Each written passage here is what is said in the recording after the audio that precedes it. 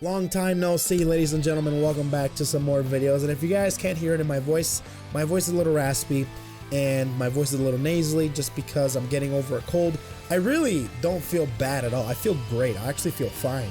However, just like my voice and my throat, I guess, are a little raspy or something, and my nose a little runny, but I feel completely fine. However, if I sound a little weird, that's why. So anyways, I just barely stopped streaming on Twitch. It was a lot of fun recapping my vacation back from Puerto Rico. It was a lot of fun. And also, I created a BlazBlue Cross Tag Battle tier list. And it was a lot of fun doing it. It was a lot of interaction. It was a lot of good times creating this thing. So I'm going to be recapping my thoughts on the tier list that I've created. If you want to see me go into elaborate detail as to how I created this tier list, how I came about this, in detailed explanation as to how I put those characters there, I'll link the VOD in the description down below. However, right now I just want to make this quick video showing you the tier list and just briefly going over what I think about all these characters and such. It won't be too long. However, like I said, if you want to see the full in-depth explanation, I'll link it in the description. However, before I go into that, I do want to explain and go into great detail about tier lists. So I've been trying to avoid tier lists like the plague because tier lists sometimes sparks different heated debates, which is fine. It's all fun. But however, I think it's about time for me to bring out what I think are the best characters in the game, what characters are the best, what characters need improvements, what characters aren't necessarily keeping up with today's meta, all that good stuff. I think it's about time. Especially with the 5th Fate coming around the corner, there might be another update, could change a lot of things. As of right now, I want to kind of fill in what I think about what today's meta in the Bbtag game. So, with that being said, I want to also explain that this is my personal tier list. There is absolutely nothing wrong with liking any other characters that you see that are on the weaker side. However, like I said, it's all my personal opinion. And just because your character might be lower or higher or whatever doesn't mean they're not necessarily viable. Yada, so on and so forth. Just what I'm trying to say is, this is my personal opinion completely on this whole Bbtag tier list. So, if you guys don't like where I place your specific character, where a specific character is, tough nuts. This is my tier list. Make your own. So anyways, just to go over and kind of recap as to why I put specific characters there. How I basically base this tier list is how viable they are in today's meta, how good they are by themselves, how good they are with cross combos, active switching, assists, all that stuff. I take all that into accountability and see where I rank them. So the first line is the S tier, or the top tier, basically. The characters that for sure, if you pick up these characters, you are for sure going to succeed if you put some time into them. Especially with characters like Mitsuru, Narukami, Hyde, Gordeau, having some great support, having some great point value, and having some very, very, very scary situations occur with these characters. So characters like Carmine does a freaking ton of damage. Holy crap, a ton of damage. Incredibly good neutral. Ruby, I mean, no one's really going to complain about putting Ruby up there. She's, I think, currently one of the best characters in the game just because she's overall super, super solid. Hyde having some of the best assists in the game. Very solid game plan. Great anti-air, great buttons, great projectiles. What can you say? Gordeau, Grim Reaper. That's all I gotta say. And Naoto with her insta-kills and her 2B being jump cancelable post-patch. Her mines being super good post-patch as well. She's super good in this game. The only drawback to Naoto in this top tier list is that she has very low health. However, with her insta-kill mechanic, man, I think she's just so strong.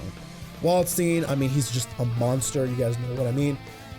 If you guys have played against him or played with him. Mitsuru, I think currently is probably one of the best, the best point character in this game currently.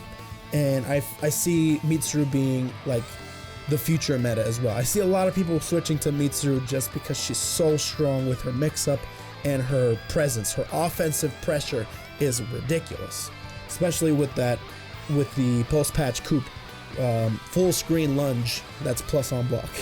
So that's the top tiers. The next line is going to be high tier. So I have a high tier and I have a low high tier. So I'm basically basing the high mid, or I'm sorry, the high low tier and the high tier as like, okay, the high tier, very, very strong, but I feel like the other characters in that high tier category, some of them are not as good as the other characters in that category. So I kind of base them off two different tiers. One is high tier and one is low high tier, which means that they have more flaws than none and they have incredibly great strengths. The only one that's I'm kind of like not basing that is Akihiko, just because I think he's A-. I feel like all these characters that are up here, I feel like are better than Aki. However, I don't feel like any of like these, this is mid tier right here, and I was putting Aki like in the mid tier, but I feel like Aki is way better than anybody in mid tier. However, I do feel like everybody in like high tier is better than Aki. So it's like a weird thing. I could put them in high tier if I really wanted to, but at the same time, number one, my OCD would act up.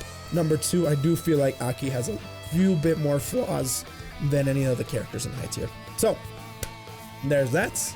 Mid tier consists of that. That's all the characters there. Having a couple flaws and also having some strengths. All around pretty solid characters, but they're pretty honest with their playstyle, and they're very, if not like have some really strong suits about them. So like Rachel and Weiss and Izayoi, but at the same time having some underwhelming things that made them better in their respective games. So like Rachel, Weiss, Platinum. I think Platinum's pretty strong, but at the same time, like, you know what I mean. And same thing with Lynn as well. Pretty underwhelming in some of their aspects, but still really have some really strong suits about them. And then next up is low mid tier. Low mid tier, not necessarily low tier, but still has a few flaws and needs some work, and also require more help and don't do as well by themselves as with an assist. Like they do terrible without an assist or without some backup. And of course there's low tier. I feel like there's a lot of characters that are super strong, as you can see from the high tier. There's a lot of characters in the low high tier. However, when it comes to like low tiers, I don't think there's necessarily a bad character in the game. Only these two I feel like are super underwhelming, and they require a little bit more love, just because they just don't bring anything good to, like, why would you ever want to pick up Makoto when you can pick up Yang or Aki or hell anybody else other than Makoto, other than the fact that she has underboobs? Yukiko, why would you ever want to pick up Yukiko when you have characters like New 13, Batista, and other zoners that do her job but extremely better? The only thing that Yukiko probably brings to the table that nobody else can is heal, but healing in this game is so flawed just because she has super low health, 14k, and almost all of her attacks have her persona, which basically adds more damage on top of her. So, and also like there's so many different things that she has that are flawed. So like fans aren't necessarily super good. Her damage is very underwhelming. Her pressure's not very good. The only thing that she has going on for her is probably like install damage, which is if you do 22C, 22A, 22B, whatever, you get her flame installs. And once you get to like after like 7 or 6 flame installs, you do a big chunk of damage with her fire supers or her fire normals. So I feel like these two characters need a little bit of love from, Papa Mori. However, that doesn't mean that they're not necessarily super unviable. They're not worthless. You can still use them in specific teams, like Makoto does well with any character that can excuse me, does really well with any character that can provide some coverage for her and can possibly provide some good active switch assists and anything like that. You can still use her. She's just super underwhelming by herself. Yukiko, same thing. If you have some good teams with her, she can be a force to be reckoned with her 5P and her 6P. Firebird, you can crouch it. However, it's still pretty good assist when it comes to different things. For example, Yukiko 9 is a good team. Yukiko Weiss is a good team.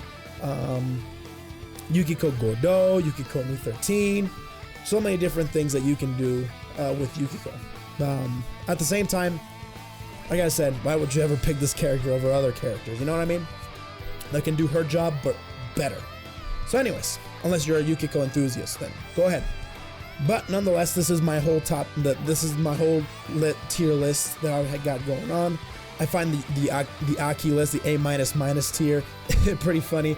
I was pretty proud of building this Aki bridge by myself, by the way. Yeah, but Aki, I think, is a pretty solid character in this game. He does explosive damage, like literally. You can play Aki two different ways. You can pick a character with Aki that can just accompany his explosive damage, or you can do damage at the same time having some cool neutral. I think good Aki teams consist of like Aki Gordeau, Aki Hyde, Aki even Ruby, Aki Narukami, you know, a whole bunch of different, like Aki S possibly. And if you want to do explosive damage, you can do like Aki Yang, Aki Azrael. You can play him different ways if you really want to play Akihiko. I think he's really strong, but he does have some flaws. Like for example, once he gets in and he gets that hit, you're gonna blow up. You're not coming back. You're gonna be in a hospital room with a bandage all over your body, because you're not. It's gonna hurt. At the same time, getting that initial hit is what is really hard for Aki players. So if you can get that hit, that's great. However, getting that hit is the hardest part about playing Aki and getting in. So, but then again, you can build team comps around that and do really well with it. So anyways, this is my tier list. What do you guys think of the tier list? What do you guys think of the current meta? If you guys have any tier list, you can definitely share and tweet me at the coefficient.